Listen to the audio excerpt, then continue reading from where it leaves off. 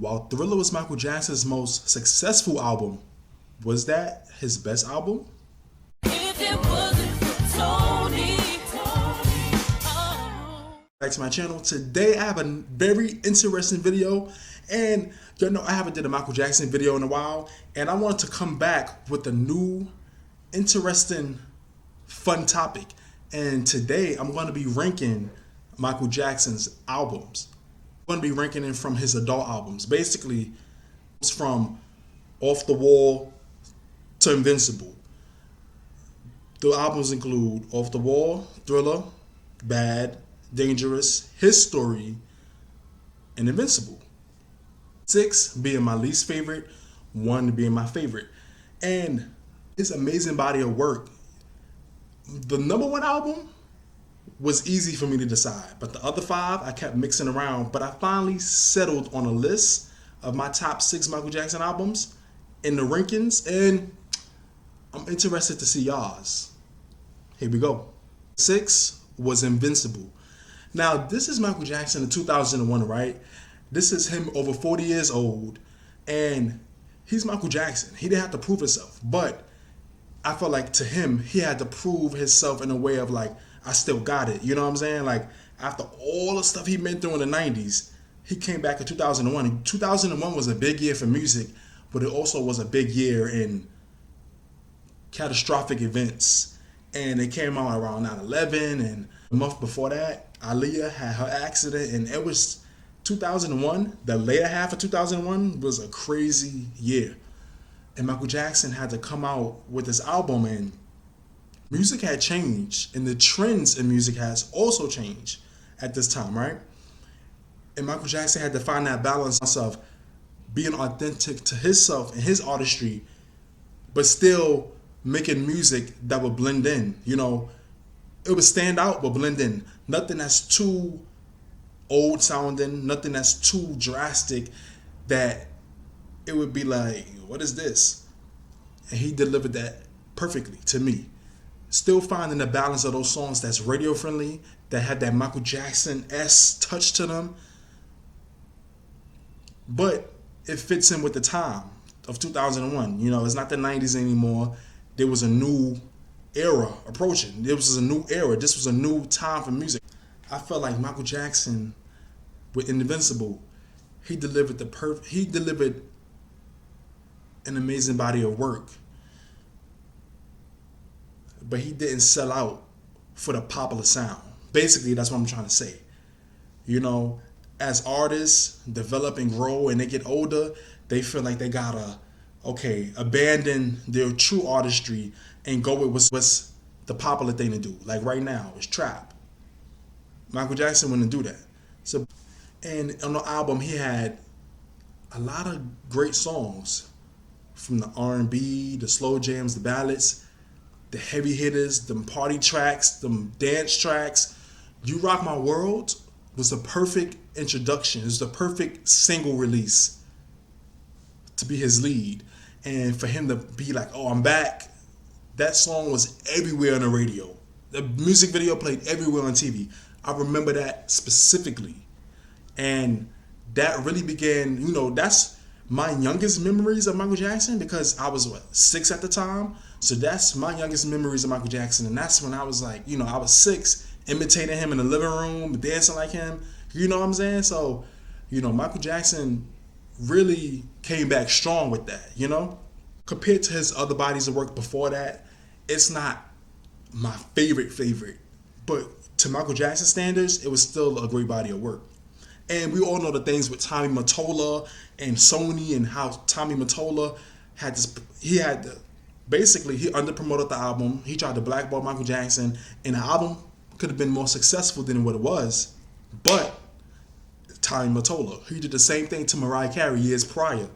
And y'all know Tommy Mottola had a real vindictive, evil thing about him. So like, you could, no matter if you're Michael Jackson or Mariah Carey, if he has something against you, he's gonna make sure that your stuff, your album, your music, your singles, whatever, don't do as good as they do. But Michael Jackson being Michael Jackson, he still performed great. The album still performed great. And it was what it was. But that wasn't my favorite Michael Jackson work, you know? My favorite tracks from Invincible are, let's see, Heartbreaker, Break of Dawn, Heaven Can Wait, You Rock My World, and Butterflies. 5. His Story. Now, his story was more of a compilation album. He had the old tracks, but he also added in some new tracks. And I'm going to be basing my ranking off the new tracks he added. And I feel like this is another great body of work. And Michael Jackson had this thing on all his albums I'm talking about. He knew how to perfectly blend different themes and elements and moods in his songs. You know what I'm saying? He had the feel good songs, but then he had the melancholy songs. He had the ballads. He had the inspirational songs. And he had some standout tracks to me, and I really like this album. But there's other songs that there's some songs on here that I feel like if you're not a Michael Jackson fan or stan, they could come across kind of cheesy-ish, if you know what I mean. And a song like that is like Tabloid Junkie or Money. It come across cheesy compared to his other body of work like You Not Alone and Earth Song. That's also on the album. And this was the album that came out after the allegations. So people were really looking to see, okay, what music is he going to release now? Because in many ways, people consider his career to be almost over. It was in jeopardy. And this was his first album after those allegations. So, you know, many eyes was on him to see like, okay, what work he got? Let's see what he got now. Let's see. Is he going to talk about it? He did. And I feel like even though it was a great body of work, just like Invincible, it wasn't my favorite Michael Jackson work, which is why I ranked it at number 5. But my favorite tracks on the album are Scream, They Don't Care About Us, Stranger in Moscow, Earth Song, and You Are Not Alone. Those are my favorite tracks, my standout tracks from the new songs he put on his album, you know? Number 4, Off the Wall. Now, Off the Wall was Michael Jackson's, I feel, it was Michael Jackson's first adult album. This album came out when he was 21, 1979. And this was off the heels of The Wiz, where he first collaborated with Quincy Jones. Y'all know how legendary that collaboration was. Them working together, creating and, you know, curating a team of people and musicians and artists to come up with these songs. Michael Jackson wrote a lot of them. Quincy Jones worked to produce a lot of them. And he, you know, it was just an amazing team effort. And this was Michael Jackson really breaking out of that shell and breaking out of the leader of the Jackson 5. Like, he had albums before this solo, but this is him as a full adult. Like I said, he was 21 when he released this album. And I just love the freeness of this album. It's like a real feel-good disco. It is reminiscent of the late 70s with the disco era and the disco fever, but it has that Michael Jackson touch, that uniqueness, that sound that's Michael Jackson. You know what I'm saying? Like, when you hear the beat, you hear the ad-libs, you hear the song, you hear his vocals, you hear the arrangements, you know that's Michael Jackson. There's many tracks that feel like album fillers. You know what I'm saying? Like, there's those songs that stand out, like Don't Stop Till You Get Enough and Rock With You, but there's also those songs, at least certain songs like Rock With You and Don't Stop Till You Get Enough, because those were the standouts. But the other tracks, some other tracks that were just album cuts, they sounded like album fillers. You know the generic 70s disco type of song you would hear. And that's why I ranked it so low. This is a great body of work. Like, this is Michael Jackson standards we're talking about. It's a great body of work. But compared to his other albums that I ranked above it, there's more album fillers on it to me, you know?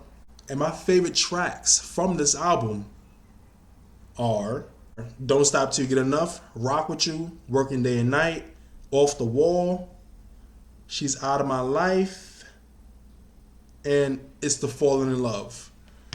Like I said, it was a great body of work. But his other albums, I'm going to say after this, edged it out. Number 3, Dangerous.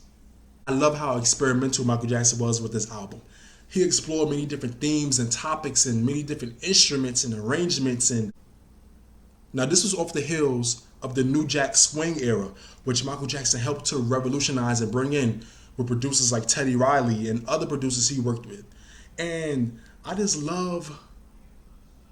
love to really see the thought process in the studio sessions of this album and really get into the depths of the way Michael Jackson's mind was thinking when he made this, because this album, from the artwork to the tour to the music videos, everything was really forward thinking, you know?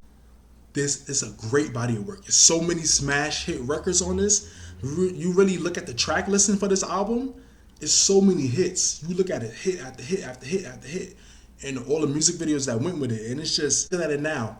The different themes and the different elements, the different genres alone Michael Jackson had on this album was R&B, pop, New Jack Swing, industrial, funk, hip hop, electronic, gospel, classical, and rock. And think about all those different genres, but think about him incorporating his own unique touch to it, that Michael Jackson-esque touch to it, you know? This album was full of that. Every song had its own story and its own theme, and it took you to a different place.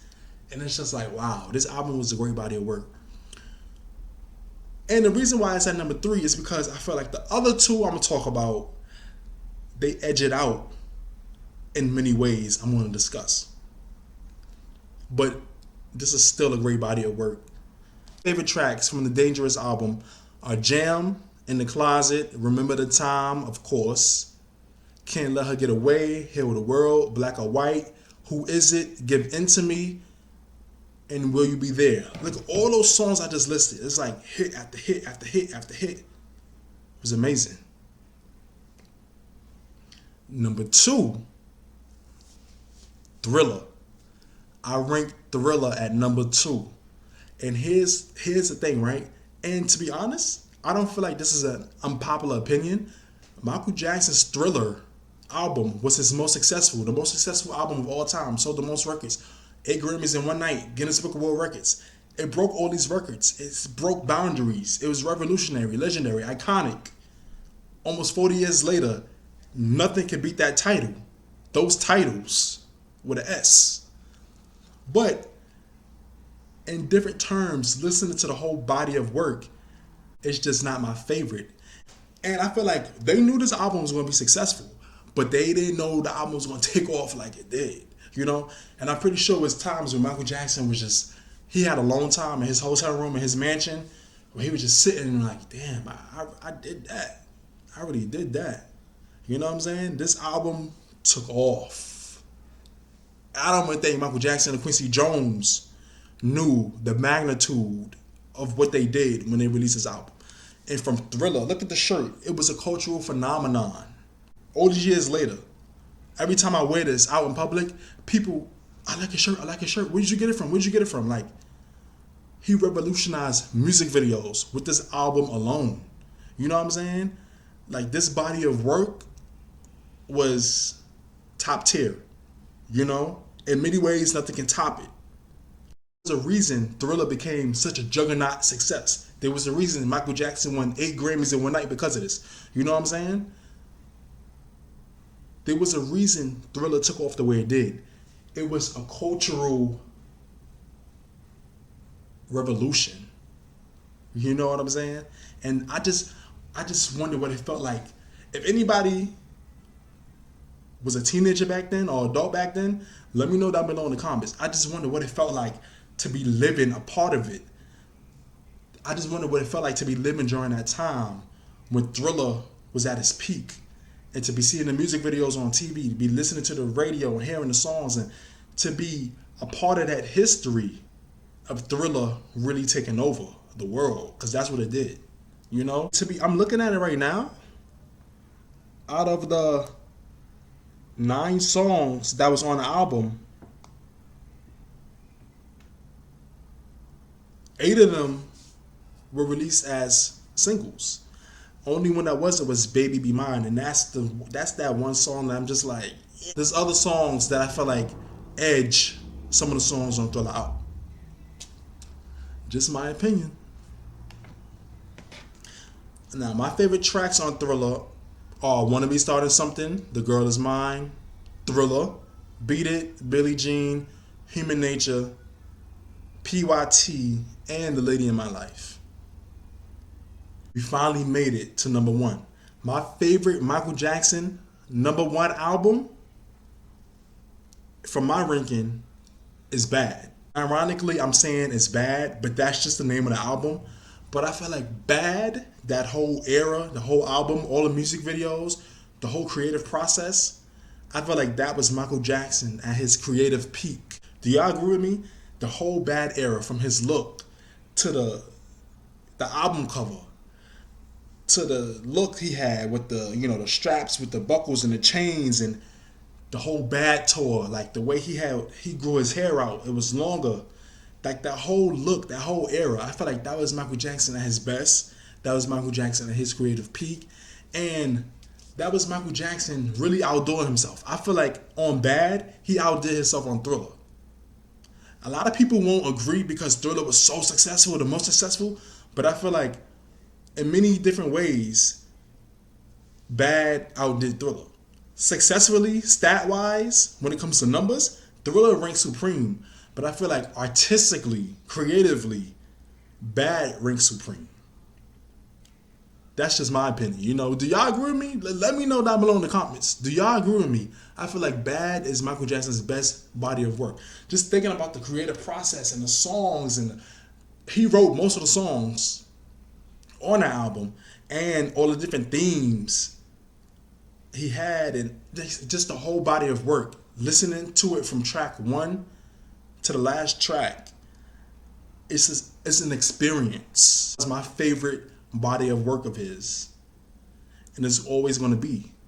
Who thinks of making songs like "Smooth Criminal" or "Speed Demon"? Like the whole thought process and the whole artistic vision he had for that album, I feel like it can't be topped. Talk about it. His first 5 singles from that album went straight to number one, making history. And there's a reason for that. Like, the anticipation for this album was so high, and this was his album after Thriller. 5 years after Thriller, it's like, okay, what you got next? Like, okay, Thriller was a monster hit. Thriller was a great success. Now what you got? It's like, no matter how big of an artist you are, you got a big, huge, successful album, single, or run, people want to know what's next. That's how the music industry is. That's how the public is. We want to see what's next. The biggest thing was, is Michael Jackson going to top Thriller? Is he going to top Thriller? And like I said, statistically, he didn't top it, but I feel like artistically he did. And that's why "Bad" will always be my favorite Michael Jackson body of work, my favorite Michael Jackson album, and why I feel like it tops the rest of his albums. And that's hard saying in itself because all of Michael Jackson's body of work is amazing. But that's just my favorite.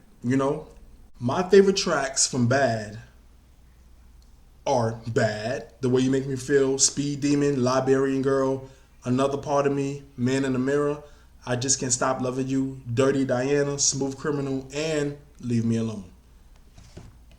Just top tier excellence. Nothing can top that. That was his best body of work. If you agree, let me know why. If you disagree, let me know why. This was just me ranking Michael Jackson's albums. I feel like this would be a really fun idea, because although it was hard, it was fun at the same time, just going over Michael Jackson's amazing body of work and listening. Before I did this, listening to tracks from each album, you really just sit back and listen to the genius and the excellence that was Michael Jackson, that still is Michael Jackson, because his music will forever live on for generations and generations to come. Listening to all these songs, it just takes me back to being younger, playing and dancing to all of these songs on the Michael Jackson Wii experience. And y'all know that was a workout. But if y'all had the Michael Jackson Wii game The experience where you had to dance and try to beat your high score and earn 5 stars, that was that was an amazing experience. That was an amazing game, and it just brought back those real nostalgic memories of that. Like, Michael Jackson was really one of a kind, and ain't never gonna be an artist like him. Never.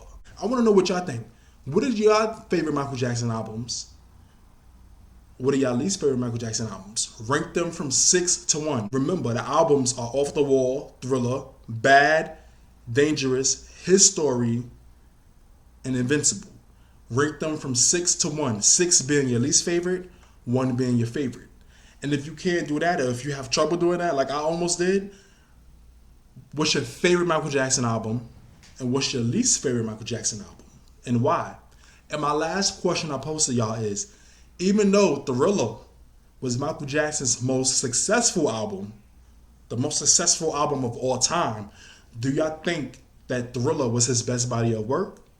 Why or why not? Let me know down below in the comments. This should be a really fun discussion. And I can't wait to read y'all comments and interact and reply with y'all, because y'all know how we do. Y'all know how we do. So anyways, guys, please don't forget to comment, like, and subscribe, and hit the notification bell. Thanks for watching and listening. I'll see y'all in the next video.